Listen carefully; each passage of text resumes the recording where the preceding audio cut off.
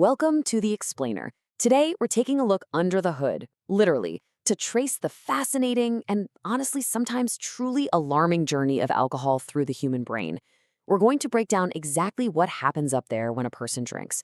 We'll start with the mechanics of a single night's memory loss, and then we'll go all the way to the long-term changes associated with chronic alcohol exposure.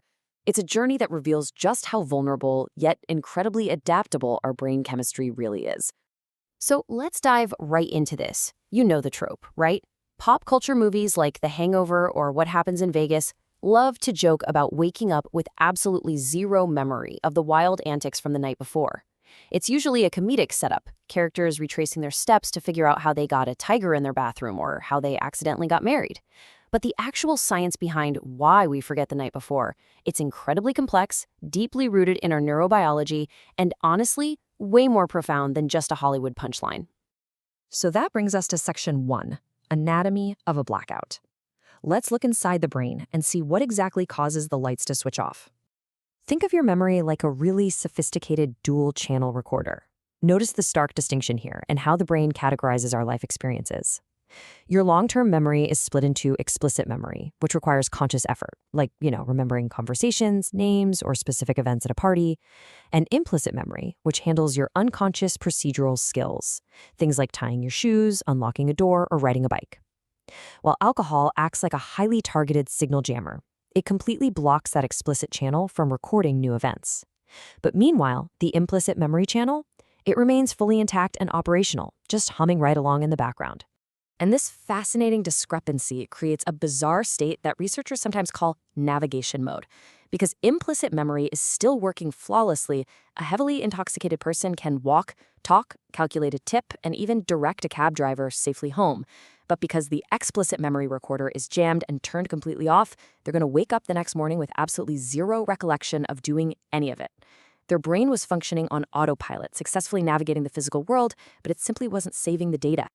Moving on to section 2, mechanisms of memory loss. Let's get into the biochemistry and see how alcohol physically flips that switch.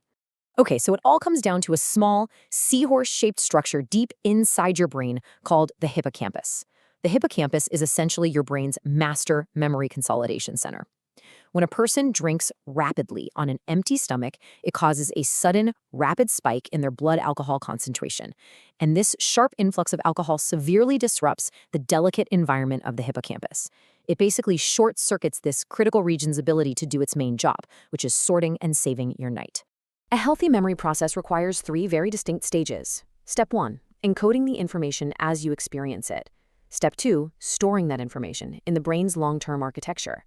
And step 3, retrieving it later when you want to, say, tell a story. Alcohol specifically and aggressively sabotages the very first hurdle, encoding. So during a blackout, your brain isn't forming memories and then hiding them from you in some hazy fog.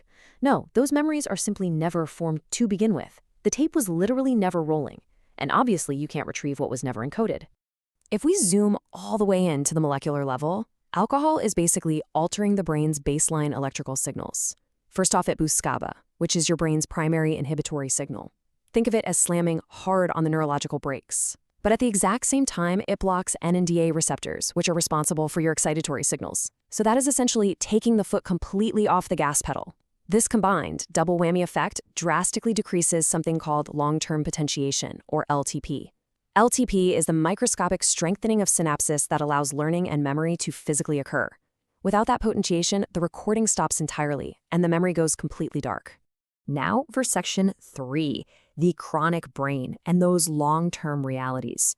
What exactly happens when a single night of blacking out turns into years of exposure? For a really long time, society viewed severe alcohol problems as just a simple lack of willpower or a moral failing. But looking closely at the DSM-5 diagnostic criteria, modern medical science firmly recognizes alcohol use disorder, or AUD, as a chronic, relapsing brain disease.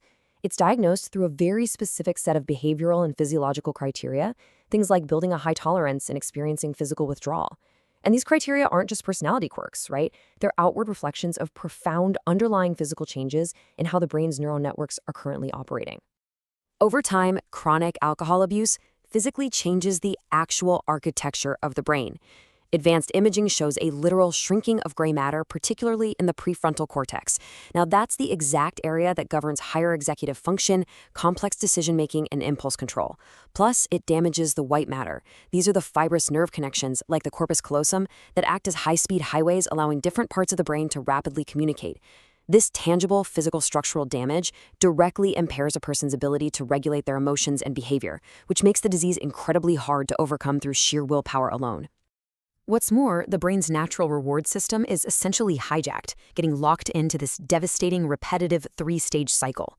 First is the binge and intoxication phase, which is driven by an intense, unnatural dopamine release that basically conditions the brain. But then comes the withdrawal and negative affect phase. Here, the brain is frantically trying to restore balance and plunges the individual into anxiety and severe physical distress, which inevitably leads to the preoccupation and anticipation phase, an overwhelming, all-consuming craving that forces the whole cycle to start all over again.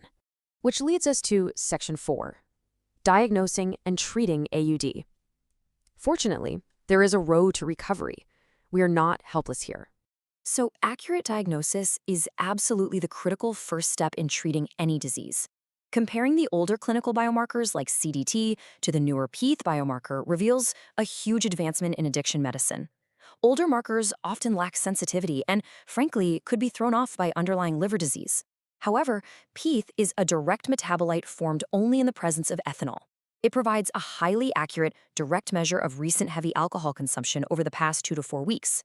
It literally takes the guesswork out of the diagnosis, giving doctors a reliable, strictly scientific starting point for mapping out a patient's treatment plan. And treatment itself has evolved significantly. Today, frontline medications are used to directly address and stabilize the brain's altered chemistry. Now, they aren't magic cures, but rather crucial tools to restore baseline function. Now, Trexone works to reduce the euphoric reward of drinking and successfully cuts down those intense cravings. Acamprosate helps to physically restore the chemical balance of glutamate in the brain, easing that awful post-withdrawal distress we talked about earlier. Crucially, when these pharmacotherapies are combined with dedicated psychological and social therapy, they massively improve a patient's chances of sustained long-term recovery. And this brings us to a really vital clinical reality. Empathy, backed by scientific medical intervention, is absolutely essential.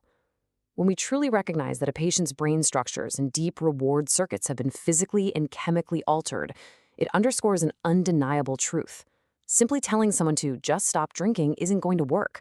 We have to treat the underlying neurobiological mechanisms of the addiction if we ever hope to genuinely heal the person. We really hope this explainer has given you a whole new perspective on something we see referenced in pop culture all the time. Memory loss isn't just a funny movie trope to laugh at. It's a profound window into alcohol's powerful ability to alter the human mind at a granular molecular level. So, the next time you see a character on screen laughing off a blackout, ask yourself, what is actually happening in their brain?